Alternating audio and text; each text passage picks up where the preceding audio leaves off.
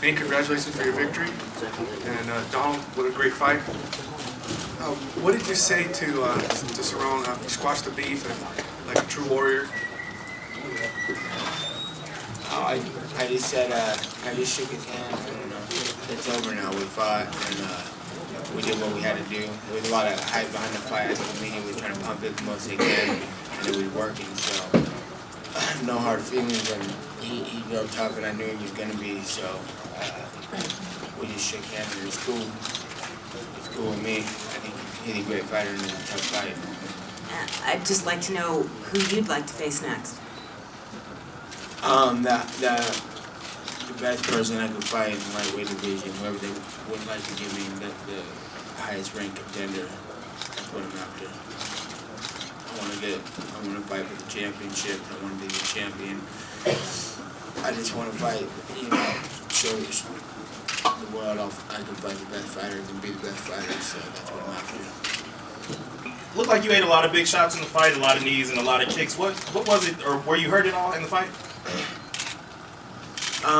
He knocked me down with a couple of those leg kicks. I think I was lifting my front leg, he was kicking my back leg out pretty good.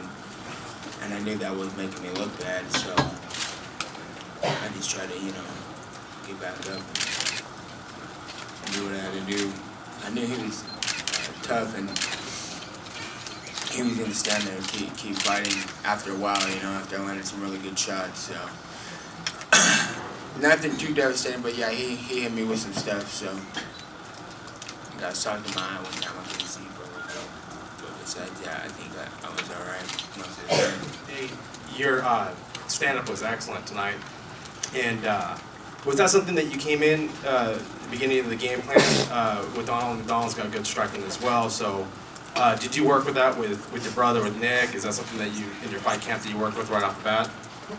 I had a really good boxing coach for the last, I think, 6-7 years, Richard Perez, and I've been working out with him, and non-stop, I try to take a couple days off, and he's calling me and texting me, where are you at? And we go to spar with people all over in the Bay Area, Sacramento, wherever we can get some pro sparring. And I work with as much kickboxers as I can, and Nick's there to help coach me and spar with me and tell me what I'm doing wrong. And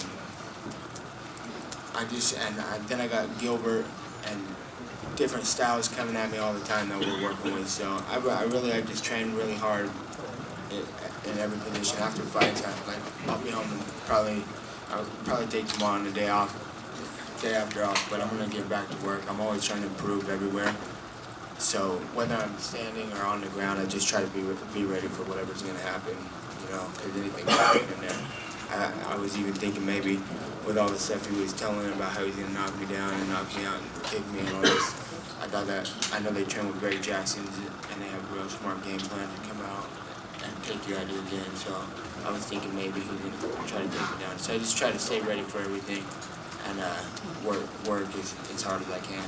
Were you surprised by that, Donald, that he came out and wanted to stand with you rather than take you down?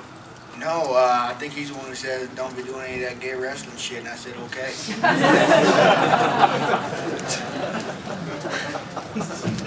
I don't try to come off bad either, like the hat thing and the press. Everybody was trying to get us real worked up, he's saying this, he's saying that. I try not to say anything, because anything can, no matter how hard or better I am than somebody, or worse, fight day you can get out there and get slept, knocked down, whatever, I'm not a fortune teller, I don't know what's going to happen.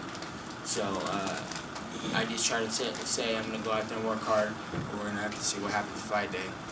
And everybody was coming up to me like, oh, you guys both talk a lot of crap, and I'm like, maybe if I'm fighting, if that's what's happening, that's a sacrifice I'm willing to take, because I'll be the one talking, I'm going to be the one getting knocked out over it, but you're not going to catch me talking bad about somebody, I'm gonna knock them out, I'm gonna tap them out. I just don't work that way, I just go out there and I train my hardest and I go out there and try to make it happen. But I heard that they were getting him all worked up too, I think, and he was probably saying that I was saying stuff, so he was saying what he was gonna do to me, so that's what the whole thing at the press conference. I just want to apologize. I didn't want to come off as a bad guy, you know, but that's just how it might have seemed. And I just train hard. I come out to fight.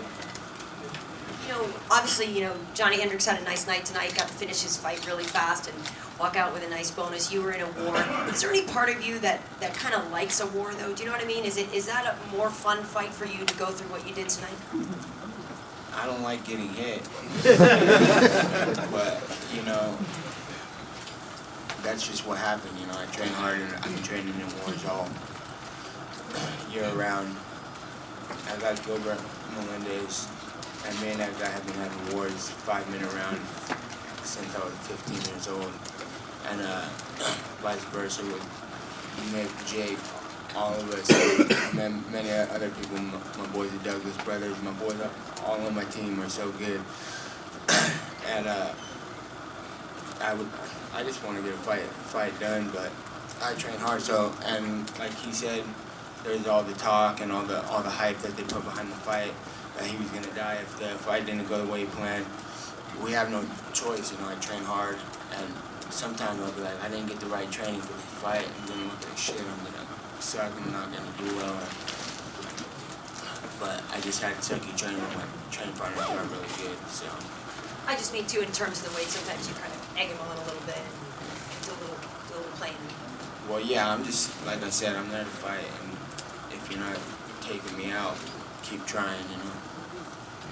About a little over a year ago, you were going up to 170. You're having problems making 55, but the last couple of fights you look great. And tonight, third round, you seem to get more and more energy.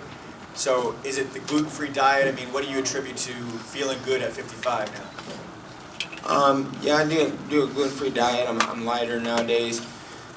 I have a big appetite, but I maintain my weight pretty well. I do triathlon a lot with my brother, and I got a couple of teammates, Damian Gonzalez and Paul Demas, and we go out there and we go on long rides, and you know, I kill a lot of calories throughout the day, and even on days off I do a lot of recovery workouts, so I make sure I'm in shape and staying light year round, because at a fight season I'm in triathlon season, and it helps keep my weight down, keeps me motivated for training, and keep me feeling good and making me happy. So.